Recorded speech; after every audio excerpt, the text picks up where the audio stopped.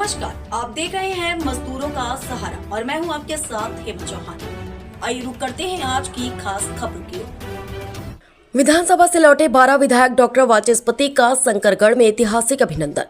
सदन में उठाए गए मुद्दों से बढ़ी उम्मीदें, विकास को लेकर दिया बड़ा संकेत।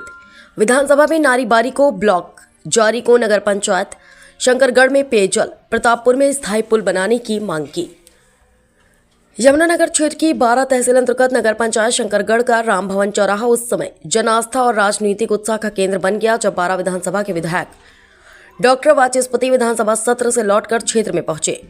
उनके आगमन की सूचना मिलते ही क्षेत्र में चर्चा तेज हो गई थी कि सदन में 12 की आवाज किस दृढ़ता से उठाई गई।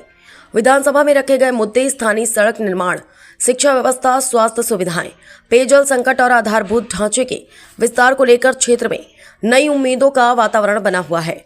लोगों के बीच यह भावना स्पष्ट दिखाई दी कि सदन में हुई बहस और प्रस्तुत तथ्यों ने 12 विधानसभा की जरूरतों को नई गंभीरता के साथ सामने रखा है। जैसे ही डॉक्टर वाचस्पति राम भवन चौराहे पर पहुंचे, स्वागत का क्रम शुरू हो गया। Bhajpa Apna Dal, S Nishad party, MV group और व्यापार मंडल के पदाधिकारी व कार्यकर्ताओं ने फूलमालाओं से उनका अभिनंदन किया। पूरा वातावरण अनुशासित, ऊर्जा और आत्मीय समर्थन से भरा नजर आया। इस अवसर पर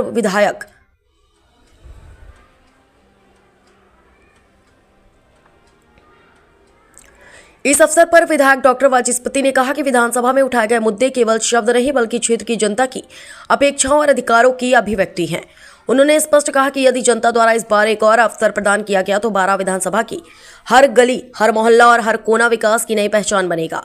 आधारभूत सुविधाओं का विस्तार, रोजगार के अवसरों में वृद्धि और क्षेत्रीय ढांचे को मजबूत करने की दिशा में ठोस कार्य होते दिखाई देंगे। विधानसभा में रखे गए उनके प्रस्तावों और सवालों से यह प्रतीत हो रहा है कि आने वाले समय में 12 क्षेत्र विकास की नई रफ्तार पकड़ सकता है। स्थानीय नागरिकों के बीच यह विश्वास उभर कर सामने आया कि सदन में प्रभावी प्रस्तुति भविष्य की योजनाओं की नींव साबित हो सकती है। राम भवन चौराहे पर उमड़ा यह जन समर्थन केवल एक स्वागत नहीं बल्कि विकास की संभावनाओं पर जनता की मुहर जैसा दृश्य बन गया। शंकरगढ़ की यह संध्या लंबे समय तक क्षेत्र की राजनीतिक स्मृतियों में दर्ज रहने वाली मानी जा रही है।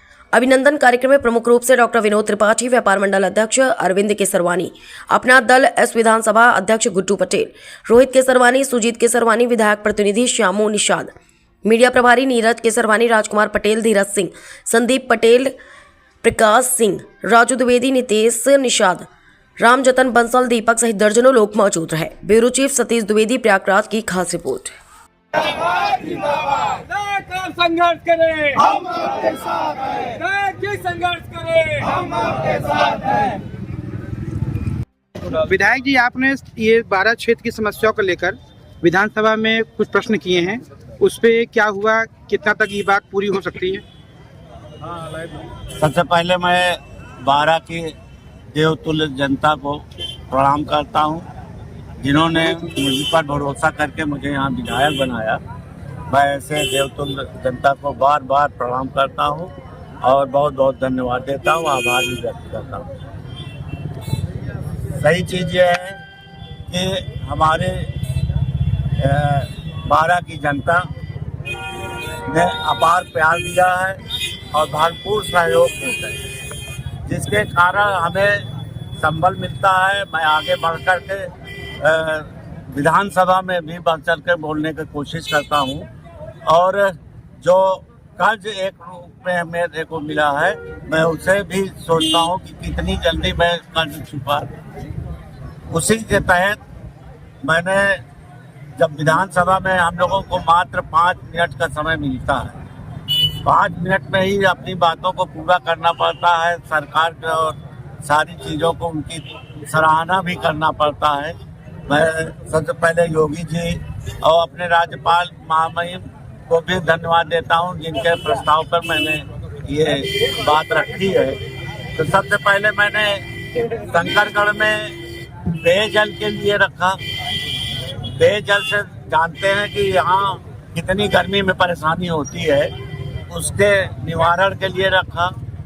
इसके अलावा मैंने जो है नारीबारी में ब्लॉक बनाने के लिए कहा, जारी में टाउन एरिया बनाने के लिए कहा, एनटीपीसी में हमसे इससे पहले भी यही बात हुई थी कि उसके जल और उसकी राख वो हमारे शरीर के लिए बहुत ही हानिकारक है। उसके विषय में मैंने वहाँ पास रखा कि इसकी व्यवस्था की जाए और 70-80 लोगों को निकाल रहे हैं, उनका भी मैंने वहाँ पास रखा कि उनको पुनर्स्थापित किया जाए। संविदा पे हैं, नहीं भूखों मर जाएंगे। 5 किलोमीटर उनका दायरा होता है कि 5 किलोमीटर में वो डेवलपमेंट करेंगे, वो कर नहीं रहे हैं। उसके लिए भी मैंने कहा कि वो कर नहीं रहे हैं, दिखाने के लिए थोड़ा सा कर देते हैं, बाकी कुछ नहीं करते। उस पर भी मैंने ध्यान आकृष्ट। हमारे सबसे ज़्यादा मैंने बल दिया पीपा का पुल प्रतापपुर में, और कौशाम्बी को जाने के लिए मार्ग वही है। हमने कहा कि बरसात में पीपा का पुल हटा भी लिया जाता है, अवरुद्ध हो जाता है, इसलिए स्थायी पुल बनना बहुत आवश्यक है। स्थायी पुल के लिए भी मैंने कोशिश किया है कि जैसा आप लोग जानते हैं, इससे पहले गडकरी जी को भी मैंने दिया है।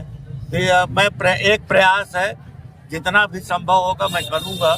इसके अलावा मुझे कहा गया पाल समाज के लिए बोलने के लिए, तो पाल समाज का एक्चुअली वो भेड़ का जो बाल निकलता है उसको फ्री में यहाँ से ले जाते हैं। तो एक क्रय केंद्र के लिए ये कि क्रय केंद्र कर दें तो अपना वो लोग खरीद बेच सके, जिससे कि उनका पालन हो सके। दूसरा, भगवान बिरसा मुंडा के लिए मैंने कहा सोनभद्र में वहाँ पास आदिवासियों के लिए भी ये हमारी सरकार जो है बिरसा मुंडा को बहुत सम्मानित कर रही है। उसके लिए भी मैंने कहा राजकीय डिग्री कॉलेज यहाँ नहीं है शंकरगढ़ में, तो मैंने कहा एक राजकीय डिग्री कॉलेज की भी व्यवस्था की जाए। ये सारे मुद्दे हमारे रहे हैं और भी हमने किया। कुल 12 मुद्दे मैंने अपने समझ से जो मुझको मालूम हुआ मैं लिख करके गया था अपने पास से, और वहाँ पास बोलने का भी काम किया। और आपका सहयोग रहेगा तो भविष्य में भी इससे अच्छा। जैसे 12 विधानसभा में समस्याएं जो भी आपने रखी हैं, सब प्रमुख समस्याएं हैं। जो समस्याएं रखी हैं, क्या माननीय मुख्यमंत्री जी की तरफ से कोई ऐसा आश्वासन या ऐसा कुछ प्रक्रिया कुछ की जा रही है या आश्वस्त किया गया हो? सच्चाई ये है, एडवांस वहाँ विधानसभा में ऐसा कोई चीज नहीं होती, क्योंकि आपने पूर्व में भी पीपा पुल की बात उठाई मैं आपको बता रहा हूँ। इसका एक उदाहरण दे सकता हूँ। मैं जब विधानसभा से बाहर आया तो वहाँ प्रमुख सचिव लोक निर्माण का फोन आया कि विधायक जी बेला मुंडी का है, कौन सी रोड के लिए आप कह रहे थे? तो मैंने बताया चतारा से लेकर के बेला मुंडी तक 4 किलोमीटर रोड, क्योंकि जसरा के व्यापारियों ने कहा हमारा व्यापार खराब है उसके वजह से। तो मैं उनकी भी दशा को देखते हुए तो उन्होंने कहा कि अभी आपने बेला मुंडी रोड के लिए कहा है, वो कौन सी है? तो मैंने श्यामू को भेजा और श्यामू जाकर के वहाँ उन्होंने कहा इसको मैं जल्दी से जल्दी स्वीकृत करा दूंगा। ये लाभ होता है बोलने का विधानसभा। कहने का मतलब है कि उम्मीद जताई जा रही है कि जो भी समस्याएं आप रखी है उसका निराकरण। इस खबर में बस इतना ही। देश दुनिया की तमाम खबरें पाने के लिए बने रहिए मजदूरों का सहारा के साथ।